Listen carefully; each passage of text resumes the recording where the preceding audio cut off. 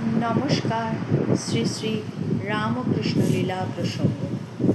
ওম স্থাপকায় চ ধর্মস্ব সর্বধর্মস্বরূপিণে অবতার বরিষ্ঠায় রামকৃষ্ণায় তে নমঃ। শ্রী শ্রী রামকৃষ্ণ লীলা প্রসঙ্গ, প্রথম ভাগ, পঞ্চম অধ্যায়, মহাপুরুষের জন্মকথা। শরৎ, হেমন্ত, শীত অতীত হইয়া ক্রমে ঋতুরাজ বসন্ত উপস্থিত হইল। শীত ও গ্রীষ্মের সুখ সম্মিলনে মধুময় ফাল্গুন স্থাবর জঙ্গমের ভিতর নবীন প্রাণ সঞ্চারিত করিয়া আজ ষষ্ঠ দিবস সংসারে সমাগত। জীব জগতে একটি বিশেষ উৎসাহ, আনন্দ ও প্রেমের প্রেরণা সর্বত্র লক্ষিত হইতেছে।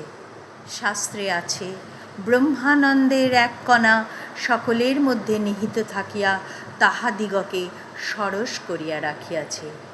ওই দিব্যোজ্জ্বল আনন্দ কণার কিঞ্চিদধিক মাত্রা পাইয়াই কি এই কাল সংসারের সর্বত্র এত উল্লাস আনয়ন করিয়া থাকে? রঘুবীরের ভোগ রাঁধিতে রাঁধিতে আসন্ন প্রসবা শ্রীমতী চন্দ্রা প্রাণে আজ দিব্য উল্লাস অনুভব করিতেছিলেন, কিন্তু শরীর নিতান্ত অবসন্ন জ্ঞান করিতে লাগিলেন। সহসা তাহার মনে হইল, শরীরের যেরূপ অবস্থা তাহাতে কখন কি হয়। এখনই যদি প্রসবকাল উপস্থিত হয়, তাহা হইলে গৃহে এমন দ্বিতীয় ব্যক্তি নাই যে অদ্যকার ঠাকুর সেবা চালাইয়া লইবে। তাহা হইলে উপায়? ভীতা হইয়া তিনি ওই কথা স্বামীকে নিবেদন করিলেন। শ্রীযুক্ত ক্ষুদিরাম তাহাকে আশ্বাস প্রদানপূর্বক বলিলেন, ভয় নাই, তোমার গর্ভে যিনি শুভাগমন করিয়াছেন, তিনি রঘুবীরের পূজা সেবায় বিঘ্নোৎপাদন করিয়া কখনোই সংসারে প্রবেশ করিবেন না, ইহা আমার ধ্রুব বিশ্বাস। অতএব নিশ্চিন্তা হও, অদ্যকার মতো ঠাকুর সেবা তুমি নিশ্চয়ই চালাইতে পারিবে।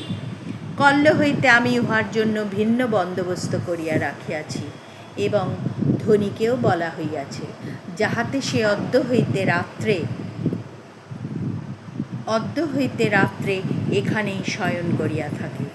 শ্রীমতী চন্দ্রা স্বামীর ঐরূপ কথায় দেহে নবীন বলসঞ্চার অনুভব করিলেন এবং হৃষ্টচিত্তে পুনরায় গৃহকর্মে ব্যাপৃতা হইলেন। ঘটনাও ঐরূপ হইল। রঘুবীরের মধ্যাহ্নভোগ এবং সান্ধ্য শীতলাদি কর্ম পর্যন্ত সেদিন নির্বিঘ্নে সম্পাদিত হইয়া গেল। রাত্রে আহারাদি সমাপন করিয়া শ্রীযুক্ত ক্ষুদিরাম ও রামকুমার শয়নকক্ষে প্রবেশ করিলেন এবং ধনী আসিয়া চন্দ্রাদেবীর সহিত এক কক্ষে শয়ন করিলেন।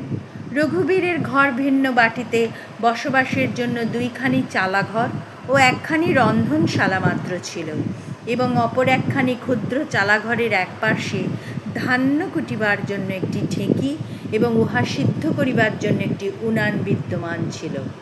স্থানাভাবে শেষোক্ত চালাখানাই শ্রীমতী চন্দ্রার সূতিকাগৃহ রূপে নির্দিষ্ট হইল। রাত্রি অবসান হইতে প্রায় অর্ধদণ্ড অবশিষ্ট আছে, এমন সময় চন্দ্রাদেবীর প্রসব পীড়া উপস্থিত হইল।